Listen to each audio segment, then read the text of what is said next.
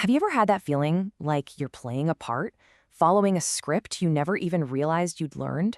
Well, today we're going to dive deep into a text called The Seam and really unpack the hidden architecture of performance that shapes our lives in ways we might not even see. Right from the jump, the very first line of this text sets up the entire mystery for us. It sounds like such a simple observation, right? But trust me, it is absolutely loaded with meaning. 11 degrees. It's such a tiny, almost unnoticeable distortion. But that tiny little gap, that's where this entire story lives. It's the invisible space between what's real and what we're told to want. And as we're about to see, it's a very powerful space to control. And that brings us to the core metaphor of the whole thing, the 11-degree mirror.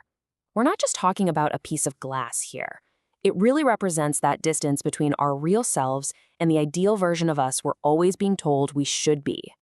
I love how the source defines this. It calls it an engineered atmospheric distortion. So it's not just showing you a lie, it's crafting a potential reality. It's a carefully designed illusion of a better you, one that feels just within reach. So who's the one pulling the strings here? Well, this is Maren. Her job title is fitting consultant. But that's kind of misleading. Her real job isn't just to fit clothes. It's to make that 11-degree illusion feel real for her customers. Her job is to close the gap. And what's Maren's ultimate goal? It's to create what the text calls the click. You know that feeling, right? That little moment of satisfaction when everything just falls into place. That's what she manufactures. It's the moment her client looks in that angled mirror and thinks, yes, that's me. That's who I'm supposed to be. Now, this is where it gets really interesting. The performance that Maren helps create, it's not a conscious choice. The text argues that it's this inherited script, something learned so early and so deeply that the word choice just doesn't even apply anymore. It's just what you do. This is just so perfectly put. Think about it. These rules aren't written down in some handbook. They're just absorbed. It becomes second nature, so deeply ingrained that it just feels like a part of who you are. So where does a script like this even come from? The text gives it this incredible name, the instruction. It's not one person or one group. It's this huge, ancient, spread-out force that designs these social scripts. It's so big, so pervasive, it feels as natural and unchangeable as the weather. And you can see right here how the instruction gets passed down. Maren's incredible skill isn't just her own. It's an inheritance. It's a relay of gestures, like a baton passed from mother to daughter to granddaughter, in a race nobody even remembers starting.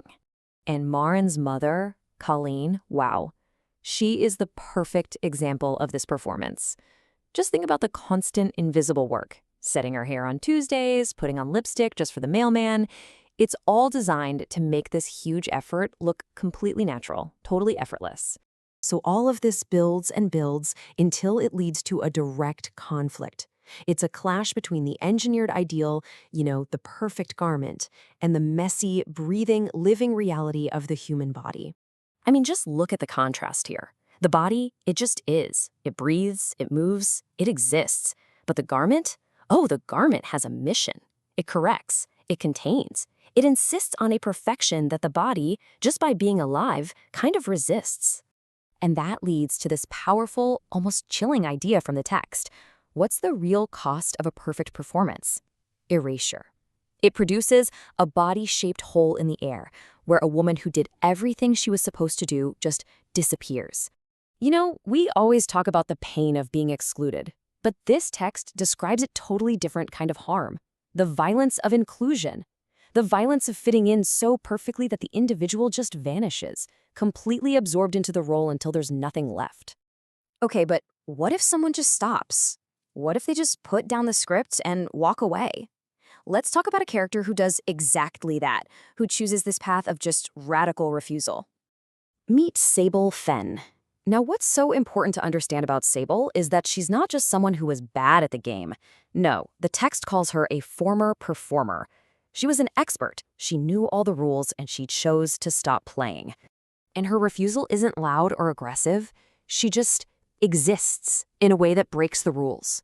By not doing all the little things she's supposed to do, her presence becomes this question everyone in the room has to ask themselves. She's let herself go, which the text brilliantly reframes not as a failure, but as a flight, an escape.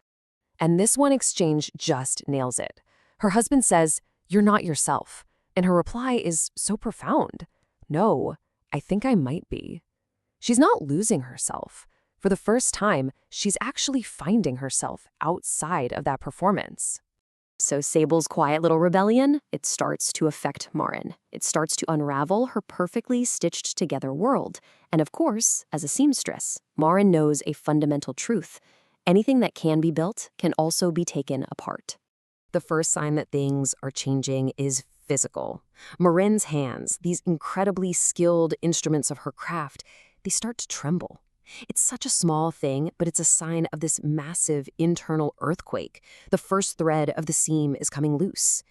And then Sable gives Maren this incredible gift, this total change in perspective. She tells her, "You're a seamstress. You know how to open a seam." She's pointing out that Maren's skills aren't just for building these things, but for dismantling them too. She already has all the tools she needs. And that is where the text leaves us, with this huge, provocative question. Once you see the seams, once you identify the thread, what happens when you decide to pull? It really makes you think about the consequences and the incredible possibilities of unraveling the performances in our own lives.